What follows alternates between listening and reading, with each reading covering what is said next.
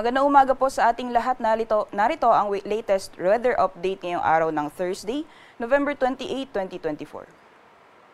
Sa kasalukuyan po ay wala tayong binabantayan na low pressure area o bagyo sa loob at labas ng ating Philippine Area of Responsibility at sa kasalukuyan po dalawang weather systems ang nagdudulot ng mga pag-ulan sa ilang bahagi po ng ating bansa.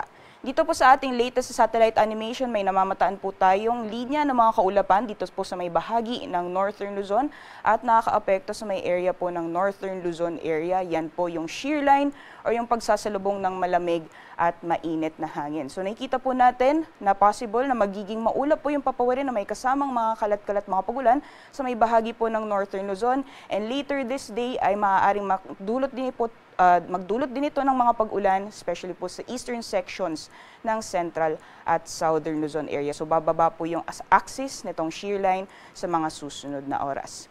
Meanwhile, may namamataan din po tayong mga kumpul na kaulapan na currently ay nakakaapekto sa may bahagi naman po ng Mindanao. Yan po yung Intertropical Convergence Zone or ITCZ. At dahil po sa epekto nitong Intertropical Convergence Zone, mataas po yung posibilidad ng mga pag-ulan sa malaking bahagi ng Mindanao area. At kung nakikita po natin itong mga kumpul na kaulapan, ay posible din po itong magdulot ng mga pag-ulan sa areas din po ng Visayas ngayong araw. So nakikita po natin sa nalalawing bahagi naman po ng ating bansa, patuloy pa rin po yung generally fair weather conditions, except na lang po yung mga posibilidad ng mga biglaan o mga panandaliang buhos ng ulan dulot ng mga isolated na mga pag-ulan.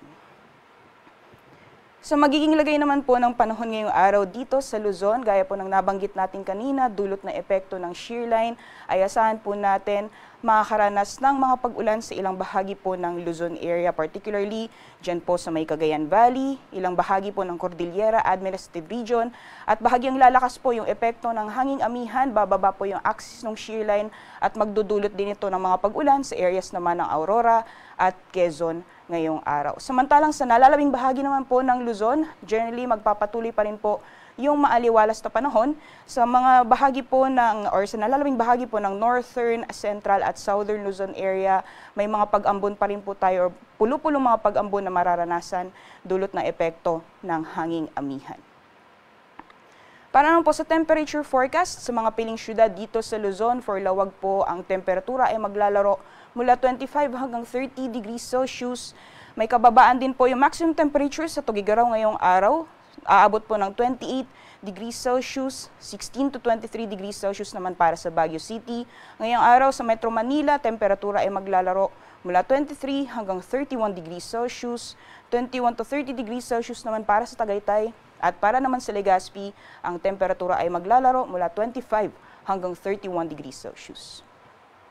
Sa magiging lagay naman po ng panahon sa nalalawing bahagi po ng ating bansa, Visayas, Palawan, pati na rin sa Mindanao. Gaya po ng nabanggit natin kanina, dulot ng epekto ng Intertropical Convergence Zone, malaking bahagi po ng Mindanao as well as portions ng Visayas ay makakaranas po ng mga kalat-kalat na mga pag-ulan, pagkidlat at pagkulog. Especially po sa areas ng Basilan, Sulo at Tawi-Tawi, gayon din sa areas po ng Northern Mindanao, Caraga at Davao Region, at sa area naman po ng Visayas, sa Eastern Visayas, as well as sa Bohol, pati na rin sa Siquijor, makakaranas po tayo ng makulimlim na panahon na may kasamang mga pag-ulan ngayong araw.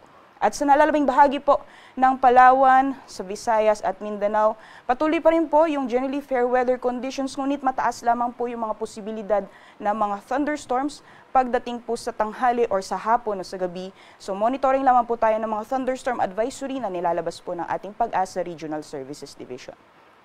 Temperature forecast naman po sa mga piling syudad sa Visayas, Mindanao, pati na rin dito sa Palawan.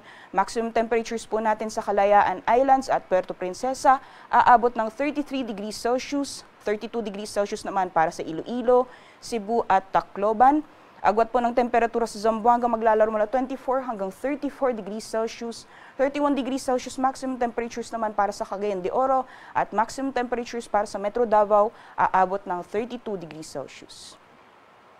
Sa kalagayan naman po ng ating karagatan, delikado pong pumalaot lalong-lalo po sa dagat baybayin ng Northern Luzon dahil inaasahan po natin yung maalon hanggang sa napakaalong karagatan dulot ng epekto nitong northeast monsoon, particularly sa dagat baybayin po ng Batanes, pati na rin sa Cagayan kasama ang Babuyan Islands, sa may dagat baybayin ng Ilocos Norte at Ilocos Sur.